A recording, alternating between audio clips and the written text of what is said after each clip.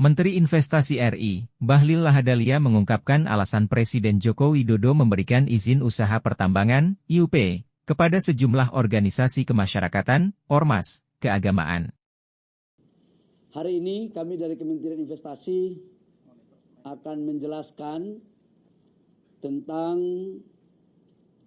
Peraturan Pemerintah Nomor 25 Tahun 2024 tentang perubahan atas PP Nomor 96, khususnya yang dalam 1 minggu terakhir ini cukup ramai diperbincangkan ya sosialnya terkait dengan pembagian IPK dan dilanjutkan dengan IUP kepada organisasi-organisasi keagamaan yang mempunyai badan. Ada latar belakang kenapa ini diberikan.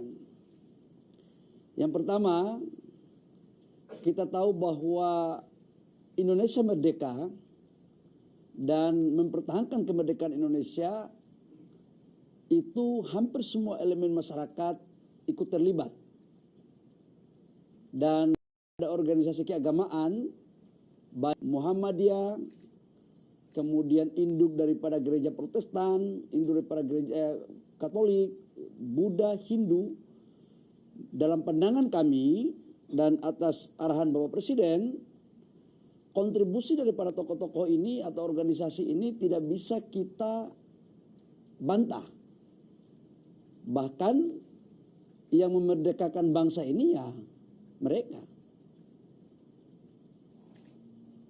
Kemudian agresi militer pada tahun 48 ketika kita diserang kembali oleh Belanda, yang mengeluarkan fatwa jihad itu oleh para ulama yang tergabung dalam organisasi keagamaan, khususnya NU dan Muhammadiyah. Tidak hanya itu teman-teman, dalam proses mengisi kemerdekaan, pasti bangsa ini mempunyai banyak dinamika masalah baik di tingkat pusat maupun tingkat daerah. Contoh katakanlah ada konflik di Ambon antara agama waktu itu. Yang menyelesaikan tokoh-tokoh agama. Ada NU, ada Muhammadiyah, ada tokoh-tokoh gereja, ada tokoh-tokoh dari Buddha, Hindu. Konflik Poso, bencana di Aceh, dan hampir semua peran serta dan kehadiran daripada organisasi-organisasi keagamaan ini sangatlah signifikan. Bahkan mereka kadang-kadang lebih duluan daripada pemerintah. Dalam perspektif itu kemudian, kalau kita kembali kepada pasal 33 tentang kekayaan baik darat, udara maupun laut itu dikuasai oleh negara dan dipergunakan untuk kesejahteraan rakyat sebanyak-banyaknya. Dalam perspektif itu kemudian kami berpandangan bahwa organisasi keagamaan ini juga merupakan bagian aset negara dan mereka mengurus umat. Tetapi apa yang terjadi? Mohon maaf,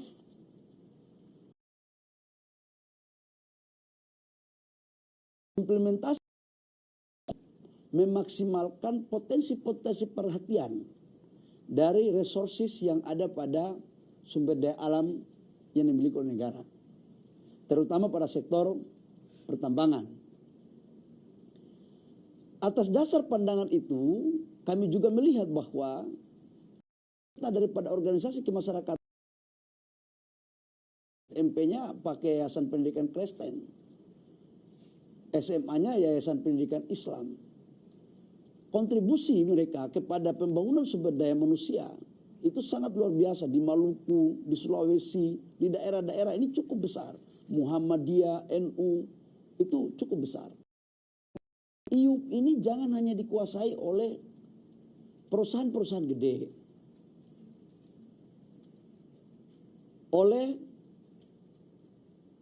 investor-investor besar.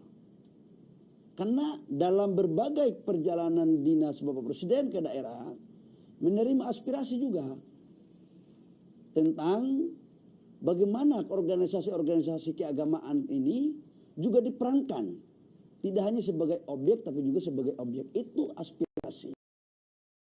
Dasar aspirasi tersebut, maka pemerintah mencoba untuk mencarikan jalannya yang sesuai dengan aturan. Apa itu aturannya? Di dalam undang-undang nomor 3 terhadap undang-undang nomor 4 2009 tentang minerba, di situ dinyatakan di pasal 6.1 ayat J bahwa pemerintah berhak untuk memberikan prioritas kepada WUPK-nya. Itu ada di atas dasar PP. Kemudian kita lakukan di mana PP ini mengakomodir tentang pemberian WUPK kepada organisasi kemasyarakatan keagamaan yang mempunyai badan usaha. Tujuannya apa? Agar mereka ini juga punya hak. Emang pada saat negara sebelum merdeka dan pada saat negara bencana masalah, emang mohon maaf ya, emang investor, emang pengusaha-pengusaha ini yang mengurus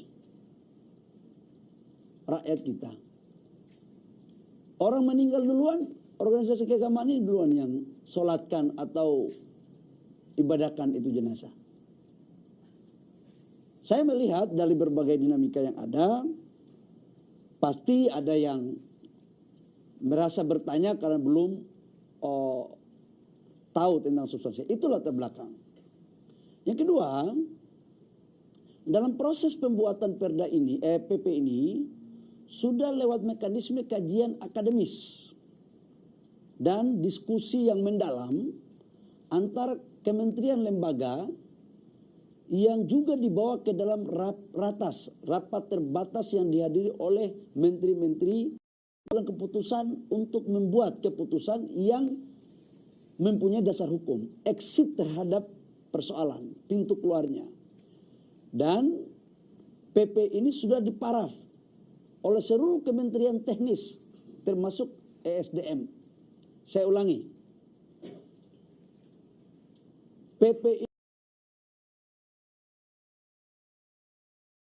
oleh seluruh kementerian ya, yang juga sudah diverifikasi landasan-landasannya oleh Kemenkumham dan juga telah mendapat approve dari Jaksa Agung.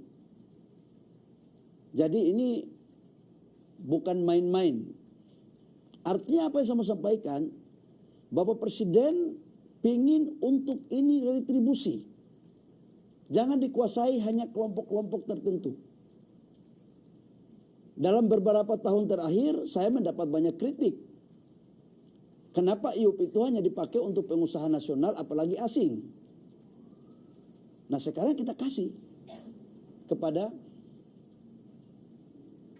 organisasi kemasyarakatan keagamaan. Yang kemudian nanti harapan kita hasilnya itu mengurangi beban dan sekaligus untuk menjalankan program-program keumatan, program-program kemasyarakatan, baik di pendidikan, kesehatan, sosial, ataupun bisa karena mereka akan langsung menyelesaikan persoalan-persoalan, mohon maaf, saudara-saudara kita yang belum mampu atau yang membutuhkan, mereka kan paling bergarda terdepan. Ini yang Bapak Presiden perintahkan kepada kami. Jadi terus pasti ada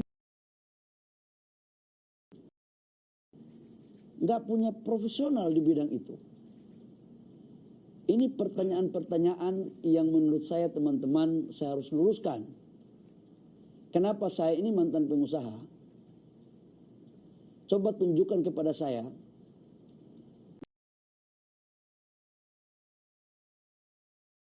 Yang tiba-tiba lahir pertama langsung dia kerja tambang. Pemegang-pemegang IUP ini sebagian dikerjakan oleh kontraktor. Tugas kita adalah pemerintah, setelah IUP ini kita berikan kepada organisasi-organisasi kemasyarakatan, maka kita carikan partner. Di ini tidak dapat dipindah tangankan. Ini sangat ketat loh, nggak gampang. Sebab IUP ini dipegang oleh koperasi-koperasi organisasi kemasyarakatan dan tidak dapat dipindah tangan dalam bentuk apapun. Dan jangan ini nanti ormas itu rugi. Bagaimana ruginya? Nanti kita cari formulasi. Kontraktor yang mengerjakan itu adalah kontraktor yang betul-betul profesional dan tidak boleh ada konflik of interest dengan pemegang izin PKP 2B sebelumnya. Jadi nggak ada moral hasrat di sini dan transparan. Kalau di beberapa negara-negara Eropa itu organisasi-organisasi gereja di Eropa itu mereka mempunyai konsesi. Nah, ini memang barang baru. Dan ini adalah pikiran yang mulia, pikiran yang muncul dari hati dan pikiran yang sehat yang lahir dari Bapak Presiden kemudian mendiskusikan dengan kami menteri. Jadi kami menjalankan apa yang menjadi pikiran besar dalam rangka redistribusi. Sekali lagi, ini kita lakukan dalam rangka pemerataan. Dan ini adalah prioritas. Saya pikir itu teman-teman. Dan ini WUPK PKP 2B. Jadi PKP 2B itu dalam penciutan, setelah penciutan dikembalikan kepada negara. Itu kan belum ada WUPK-nya. Itu kita dasarnya sudah bisa diberikan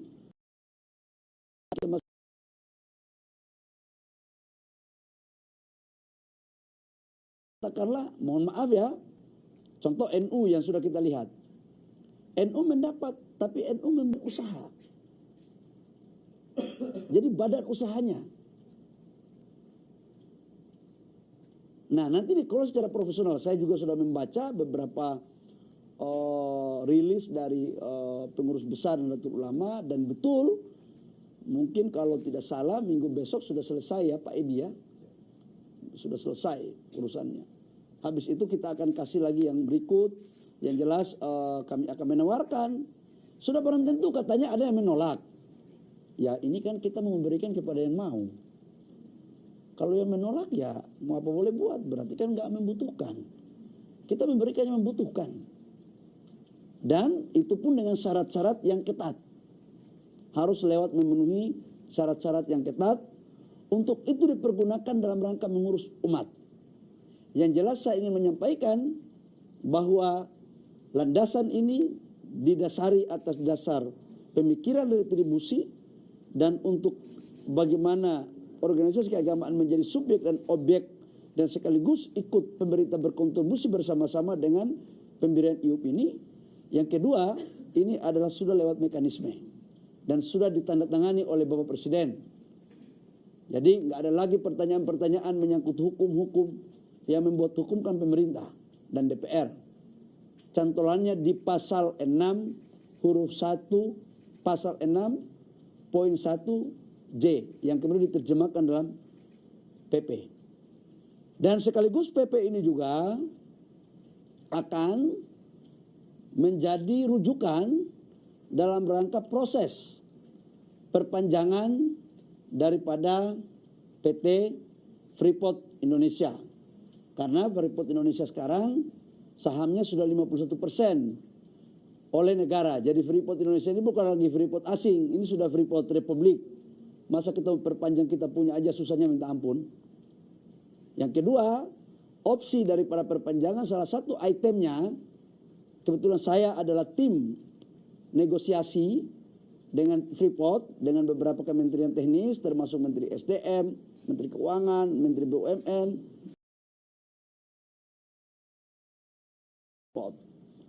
dan sudah hampir 98% poin-poinnya sudah disepakati. Salah satu diantaranya adalah saham penambahan 10%, pembagian kemudian membangun smelter di Papua, kemudian melibatkan pengusaha-pengusaha daerah Papua.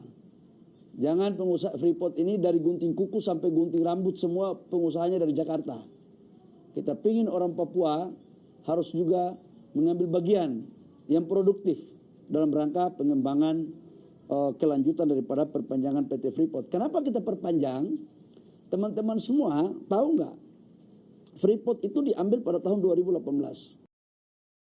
Itu.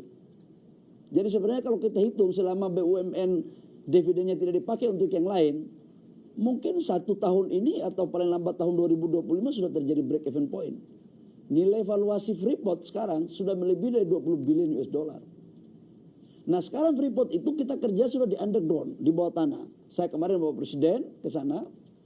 Dan puncaknya nanti di 2035, pasca 2035 itu produksinya turun. Dan untuk melakukan eksplorasi di underground itu membutuhkan waktu 10-15 tahun. Jadi kalau tidak segera diantisipasi sekarang, maka pada tahun 2035 maka tidak ada eksplorasi dan potensinya ya cadangan tidak lagi akan dihasilkan produksi. Kalau seperti itu siapa yang bertanggung jawab? Jadi insya Allah kalau sekarang kita sudah 51%, potensinya kita tambah lagi 10%, 61% milik negara yang sahamnya terdiri dari BUMN dan BUMD. Jangan lupa subscribe ya.